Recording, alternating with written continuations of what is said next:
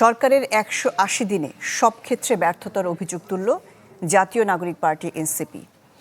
দলটির আহ্বায়ক এবং বিরোধী দলীয় চিফ হুইপ নাহিদ ইসলাম বলেছেন, কোনো ক্ষেত্রে সরকার প্রত্যাশা পূরণ করতে পারেনি। দ্রব্যমূল্য নিয়ন্ত্রণ, আইনশৃঙ্খলা পরিস্থিতি এবং বিদ্যুৎ জ্বালানির সরবরাহে ব্যর্থ সরকার। সরকারের ৬ মাসের বিশ্লেষণ নিয়ে এনসিপির পলিসি ও রিসার্চ বিষয়ক উপকমিটির সংবাদ সম্মেলন। দলটির আহ্বায়ক নাহিদ ইসলাম বলেন, জনগণকে দেয়া প্রতিশ্রুতির অধিকাংশই বাস্তবায়ন করতে পারেনি বিএনপি। তার দাবি, দ্রব্যমূল্য নিয়ন্ত্রণ, আইনশৃঙ্খলা পরিস্থিতির উন্নয়ন ও জ্বালানি সংকট মোকাবেলায় সরকার ব্যর্থ। অনেকগুলা তাদের প্রতিশ্রুতির সাথে তারা নিজেরাই বরখেলাপ করেছে। তারা বলেছিল সাশ্রয়ী বিদ্যুৎ দিবে, 2 বছর মূল্য বৃদ্ধি করবে না, 3 মাসের মধ্যে তারা বিদ্যুৎ বৃদ্ধি করেছে। আমাদের অর্থনৈতিক খাতে জ্বালানি, বিদ্যুৎ এবং কৃষি উপকরণের সংকট শিল্প উৎপাদন এবং জীবনযাত্রাকে বিপর্যস্ত করেছে। সিন্ডিকেট ভাঙার বদলে নতুন অংশীদারিত্ব তৈরি হয়েছে।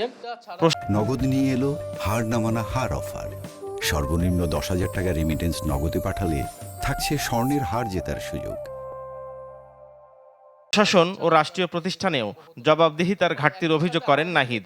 বলেন, বিশ্ববিদ্যালয় সহ বিভিন্ন প্রতিষ্ঠানে দলীয় বিবেচনায় নিয়োগ, পদায়ন এবং স্বজনপ্রীতি চলছে। রাষ্ট্রীয় প্রতিষ্ঠানগুলোকে কিভাবে দলীয় ক্লাবে পরিণত করা হচ্ছে।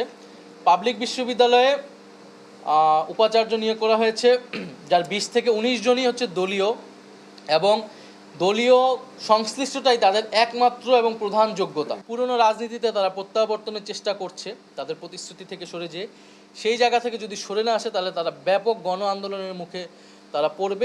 মানবাধিকার ও গুম প্রতিরোধ আইন নিয়েও সরকারের সমালোচনা করেন এনসিপির আহ্বায়ক। এ সময় জুলাই গণহত্যার বিচার ও ভারতের সঙ্গে সম্পর্কের ক্ষেত্রে সরকারের অবস্থান নিয়েও সমালোচনা করেন তিনি। এবং আওয়ামী লীগের বিষয়টা সুরাহা করেই ভারত বাংলাদেশের মর্যাদার ভিত্তিতে কিভাবে নতুন করে সম্পর্ক প্রণয়ন করা যেতে পারে সে ধরনের কোনো উদ্যোগ কিন্তু তারা আমরা নাফিউল ইসলাম লিংকন, চ্যানেল 24, ঢাকা।